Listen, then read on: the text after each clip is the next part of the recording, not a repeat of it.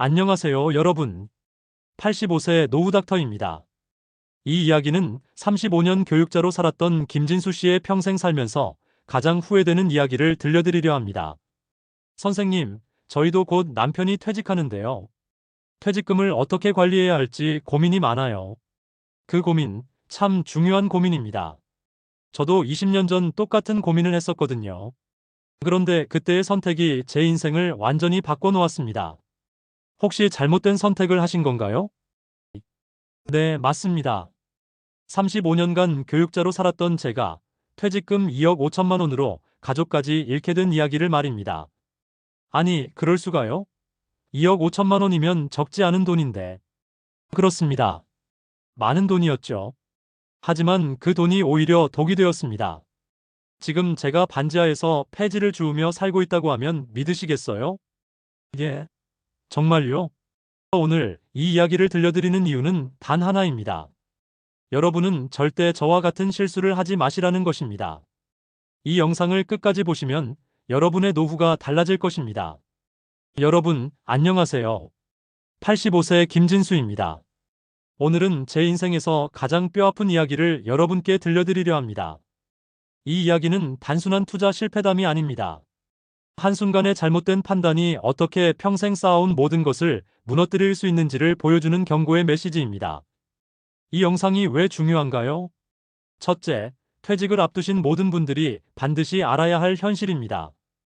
퇴직금을 연금으로 받을지, 일시금으로 받을지 고민하고 계신다면 이 영상은 필수입니다. 둘째, 자녀를 위해 투자나 사업을 고려하고 계신 분들께는 경종을 울리는 이야기입니다.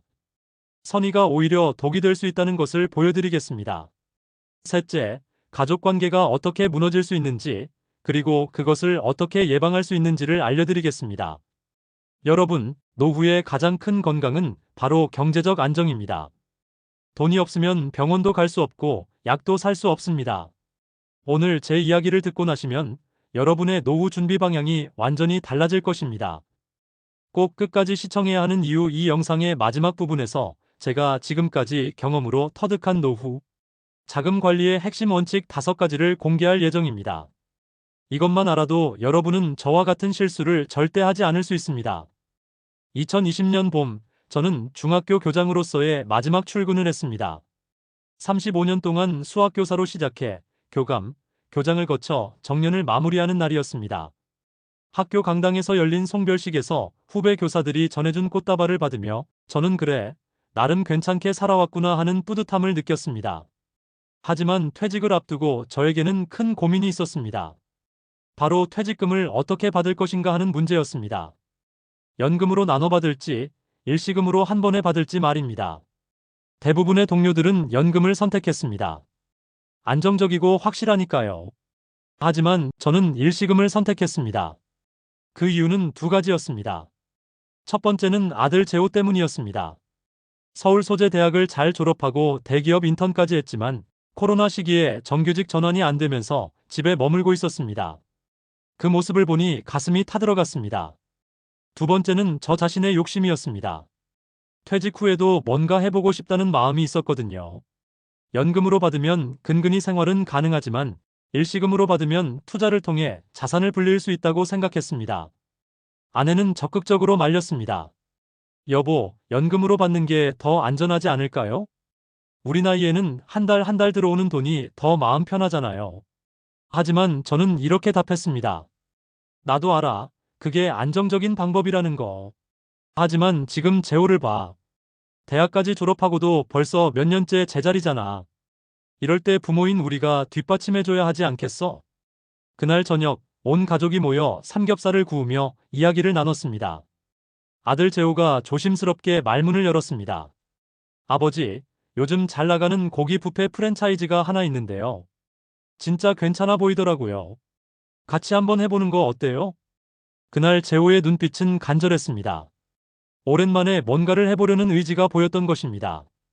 여러분, 지금 이 순간이 제 인생의 분기점이었습니다. 계속 영상을 시청해주세요.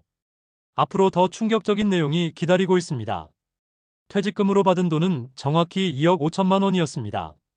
저에게는 평생의 노후 자금이었고, 가족에게는 새로운 희망의 씨앗이었습니다.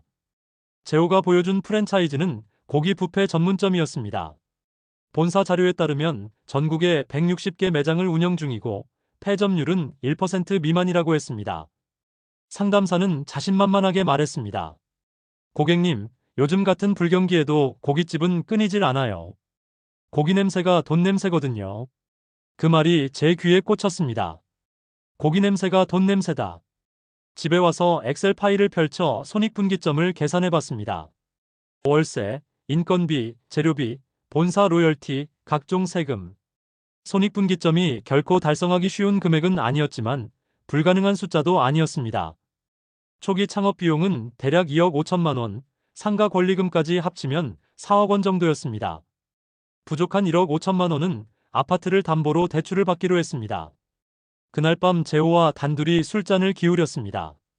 아들아, 이번엔 너한테 건다. 내 인생 마지막 투자니까. 아버지, 저 진짜 잘해볼게요. 고맙습니다. 2021년 봄, 저와 아들이 함께 준비한 고깃집이 문을 열었습니다. 총 4억 원을 투자한 매장이었습니다. 오픈 첫날, 가게 앞에는 손님들이 길게 줄을 섰습니다. SNS 홍보와 전단지, 이벤트, 오픈 기념 무한리필 반값 행사의 효과였습니다. 그날 매출은 무려 1,200만 원이었습니다. 재호는 영수증 더미를 보며 웃음을 터뜨렸고 저도 모르게 야, 이거 진짜 되는 건가 보다 싶은 생각이 들었습니다. 첫 달, 둘째 달, 셋째 달까지도 상황은 나쁘지 않았습니다. 주말이면 만석, 평일 저녁도 절반 이상 채웠습니다. 동네 온라인 카페에는 이 동네 고기 뷔페는 여기로 정착이다라는 리뷰까지 올라왔습니다. 매출은 월 평균 1억 5천만 원 정도였고 순이익은 월 1,800만 원에서 2천만 원 선에서 안정적으로 운영되었습니다. 아내는 고생한 보람은 있네요 라며 한숨을 돌렸고 저도 마음속으로 다짐했습니다. 그래, 이제 재호도 이 일을 통해 자리를 잡겠지. 나도 괜찮은 노후 준비가 되는 셈이니까. 하지만 여러분, 이것은 시작에 불과했습니다. 진짜 지옥은 지금부터였습니다. 계속 집중해서 시청해주세요. 그 평화가 오래가지 않았습니다. 9월 말쯤이었습니다. 아침 저녁으로 기온이 떨어지기 시작하더니 10월부터 매출이 눈에 띄게 줄어들었습니다. 초반에 호응은 점점 시들해졌고 날씨가 추워질수록 발길도 줄었습니다. 고기 냄새가 옷에 배어서 싫다는 손님, 날 추운데. 굳이 밖에서 고기 먹을 이유가 없다는 리뷰도 생겼습니다. 11월, 12월로 접어들자 손님 수는 급감했습니다. 특히 평일 점심에는 텅 빈 홀에서 저 혼자 주방 정리를 하며 오늘도 그냥 이렇게 지나가겠구나 하는 예감이 들 정도였습니다. 그때부터 직원 관리 문제가 터지기 시작했습니다. 처음부터 데리고 있던 주방 보조는 월급이 너무 적다며 일을 그만뒀고 홀 서버들도 한 명씩 빠져나갔습니다. 요즘 손님 줄어서 팁도 없고 재미가 없어요. 그 말에 대꾸조차 못했습니다. 그 아이들 말이 틀린 게 아니었으니까요. 재호는 속이 타들어가는 게 눈에 보였습니다. 직원이 부족하니 본인이 주방부터 서빙, 발주까지 전부 도맡게 됐고 표정이 날로 어두워졌습니다. 제가 뭘 도우려 하면 예민하게 반응했습니다. 아버지, 홀 정리나 해주세요. 주방은 제가 알아서 할게요. 말은 순하게 해도 그 속에는 피로와 짜증이 가득 담겨 있었습니다. 더 큰 문제는 비용 구조였습니다.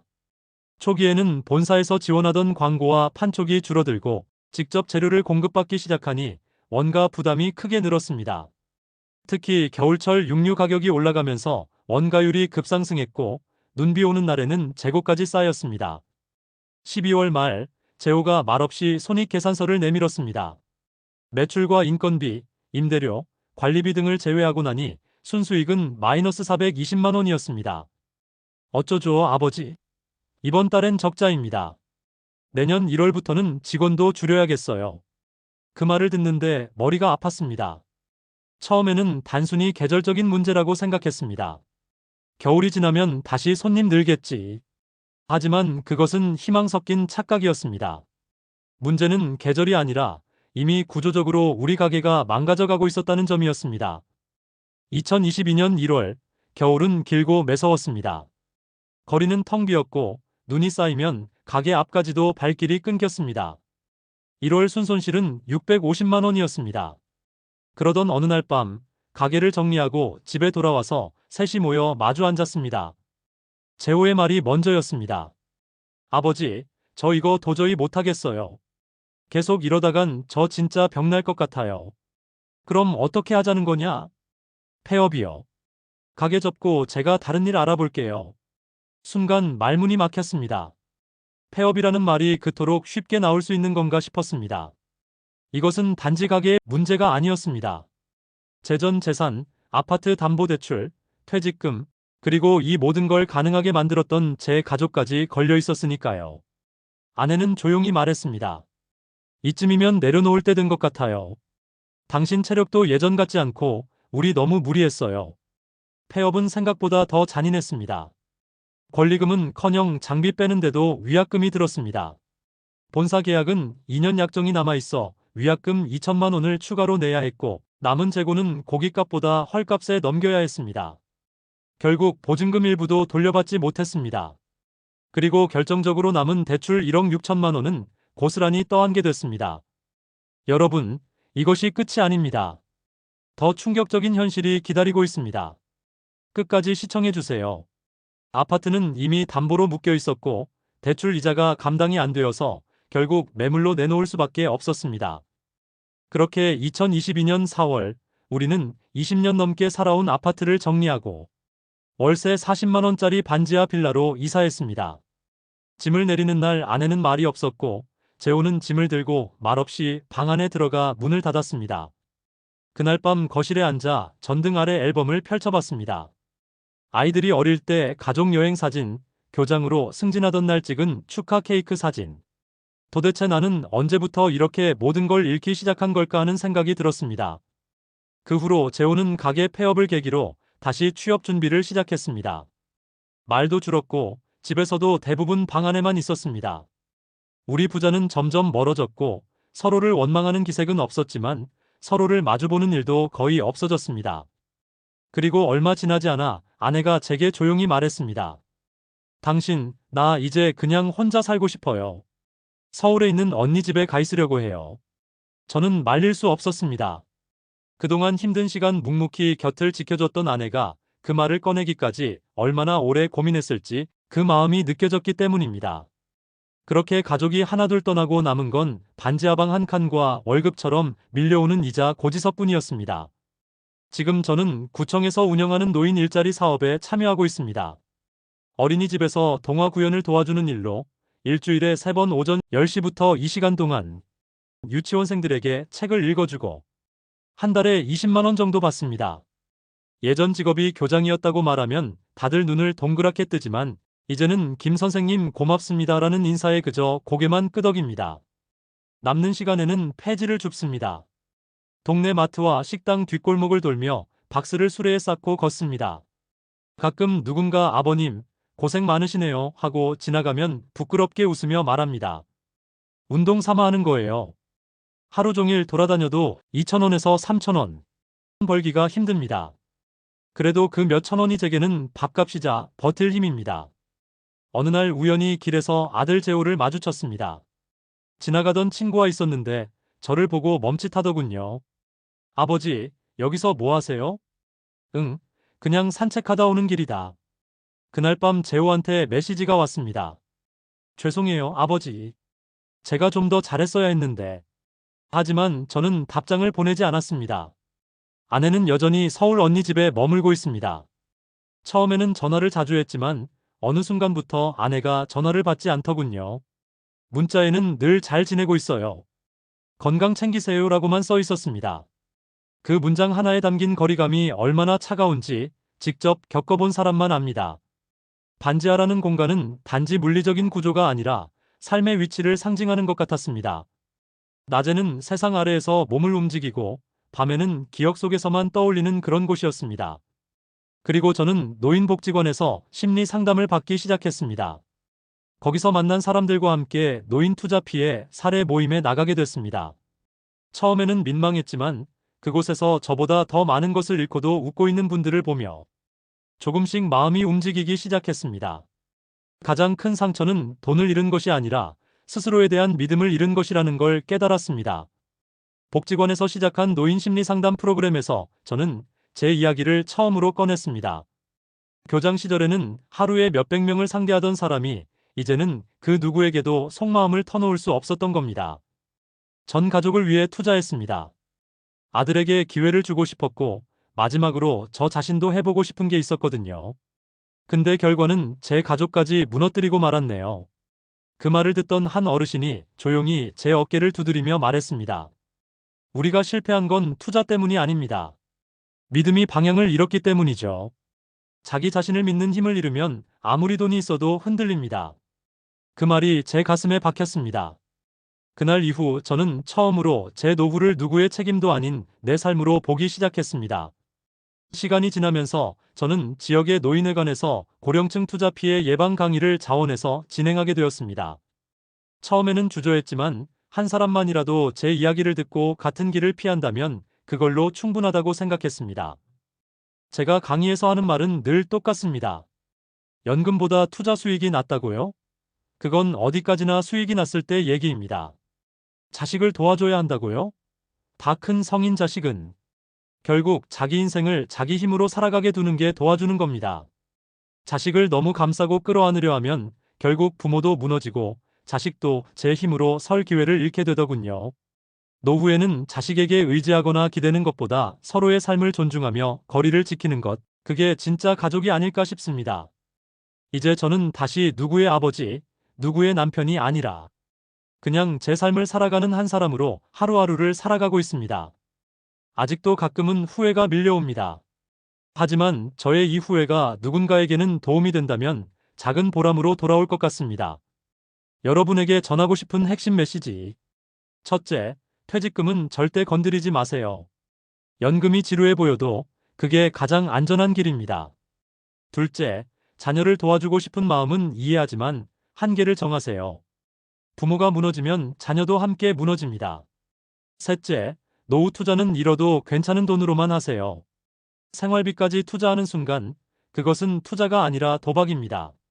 넷째, 가족 관계에서 가장 중요한 것은 서로의 독립성을 인정하는 것입니다. 과도한 개입은 독이 됩니다. 다섯째, 85세가 되어서야 깨달은 것이지만 인생에서 가장 소중한 것은 건강과 평온한 마음입니다. 저는 지금 이 노후닥터 유튜브 채널을 통해 제가 85년 인생에서 터득한 건강하고 현명한 노후 생활의 지혜를 여러분과 나누고 있습니다. 제가 직접 겪었던 실수들, 그리고 그 속에서 얻은 값진 교훈들과 정보들을 여러분께 전해드리고 있습니다. 오늘과 같은 생생한 경험담부터 건강관리법, 노후 자금관리법, 가족관계 개선법까지 다양한 내용을 다루고 있습니다. 만약 오늘 영상이 도움이 되셨다면 구독 버튼을 눌러주시고 좋아요도 눌러주세요.